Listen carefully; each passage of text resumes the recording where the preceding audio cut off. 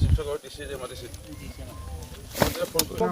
তিনিখন পঞ্চায়তৰ মানুহখিনি আৰু খেতিটো নষ্ট হ'ব নোৱাৰিব নহয় বুজি পাইছোঁ এতিয়া আপোনালোকে বুজনি দিব বুজনিটো দি দিম এতিয়া সেইকাৰণে একেবাৰে চাই কৈছিল জেগাটো আমি চাই আহিম একেবাৰে আকৌ এবাৰ স্পট চাব নালাগে এইজন বোলে যোগ এইটো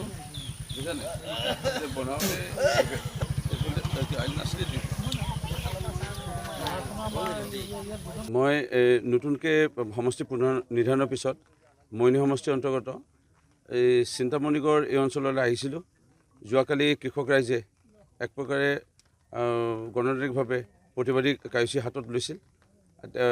এই অঞ্চলত বহুত জলসম্পদ বিভাগৰ মথৰি আছে এই মথৰিসমূহ চুইচ গেটসমূহ পূৰ্ব চৰকাৰৰ সময়ত যেনে হয়তো বৈজ্ঞানিকসন্মতভাৱে কৃষক ৰাইজৰ লগত আলোচনা কৰি পানীৰ কোন সময়ত ওলাই যায় কিমান পানী হয়তো ইয়াৰ বাম আছে দ আছে এই কথাবোৰ কাষৰ নদী ইয়াত তিনিখন নদী ব্ৰহ্মপুত্ৰ কাষেদি বৈ গৈছে মিটং নদীখনো আহি পেলাই এই অঞ্চলত চুইছেহি আৰু এই কাষেদি বৈ গৈছে জাজি নদীখনো আহিছে এই কথাবোৰ নাচাই পূৰ্বৰ কংগ্ৰেছ চৰকাৰৰ সময়ত 2012 চনতে ৰাইজৰ লগত ভালধৰণে আলোচনা নকৰি নিৰ্মাণ কৰাৰ ফলত ৰাইজে এতিয়া জীয়াতু ভুগিব লগা হৈছে আৰু ইয়াৰ ফলত কৃষক ৰাইজৰ কথা শুনি মই আজি আহিছিলোঁ মোৰ লগতে জলসম্পদ বিভাগৰ কাৰ্যবাহী অভিযন্তা কলিতা ডাঙৰীয়া যোৰহাট জিলা আয়ুক্ত মহোদয়ৰ হৈ চক্ৰ বিষয়া বেদান্ত বৰুৱা ডাঙৰীয়া স্থানীয় সকলো ৰাইজ আছে আমি পৰামৰ্শ লৈছোঁ আৰু মোৰ বিশ্বাস ৰাইজৰ পৰামৰ্শৰ মৰ্মে আমাৰ যিসকল এতিয়া আমাৰ অভিযন্তা আছে তেওঁলোকৰ লগত কথা পাতি আমি এটা সমাধানৰ পথ নিশ্চয় ওলাম ৰাইজে বিচাৰিছে যে পাৰিলে মটৰ দিবলৈ ৰাইজে যিহেতু খেতি অনিষ্ট হ'বলৈ গৈ আছে আমি চেষ্টা কৰিম মটৰ দিয়া আৰু ৰাইজৰ এই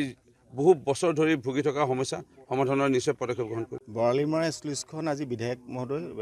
আৰু আমাৰ চাৰ্কল অফিচাৰ তিয়ক আৰু মই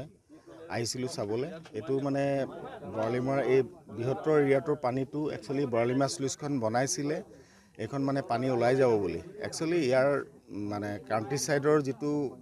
বেড লেভেল সেইটো মানে ৰিভাৰ ছাইডতকৈ দ আৰু সেইকাৰণে সেই নলাটোদি পানী ওলাই নাযায় আৰু জাজি নদীৰ পানী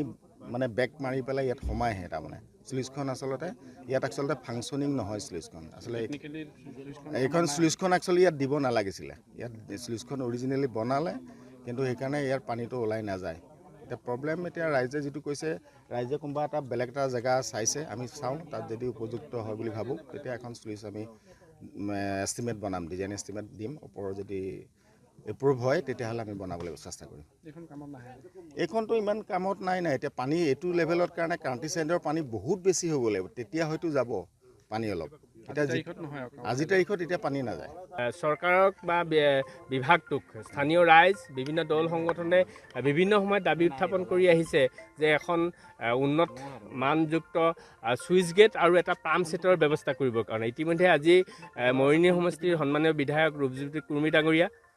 তিয়ক ৰাজহ চক্ৰ বিষয়া মহোদয়ে আৰু যোৰহাটৰ জলসম্পদ বিভাগৰ কাৰ্যবাহী অভিযন্তা মহোদয়ে গোটেই বিষয়টো আজি সৰজমিন তদন্ত কৰি এটা কথা প্ৰমাণ হ'ল যে বৰালিমৰা চুইচ গেটে কোনো কাৰণতে আমাৰ যে পানীটো ওলাই নাযায় এই কথাটো তেওঁলোকে প্ৰতিবন্ধক আগত নিৰ্মাণ কৰা কিবা ক্ৰুটি ৰৈ গ'ল এই কথাটো আজি প্ৰমাণ হ'ল সেইকাৰণে আমি আশা কৰিছোঁ বিধায়কগৰাকী আৰু জলসম্পদ বিভাগৰ কাৰ্যবাহী অভিযন্তাই এটা ইয়াত স্থায়ীভাৱে এখন চুইচ গেট নতুনকৈ নিৰ্মাণ কৰক উপযুক্ত এটা জেগাত আৰু তাৰ সমান্তৰাল বা কৃষকৰ গেট নোহোৱালৈকে কৃষকৰ উপকাৰ হোৱাকৈ এটা পাম্প ছেটৰ ব্যৱস্থা কৰিবৰ কাৰণে আমি দাবী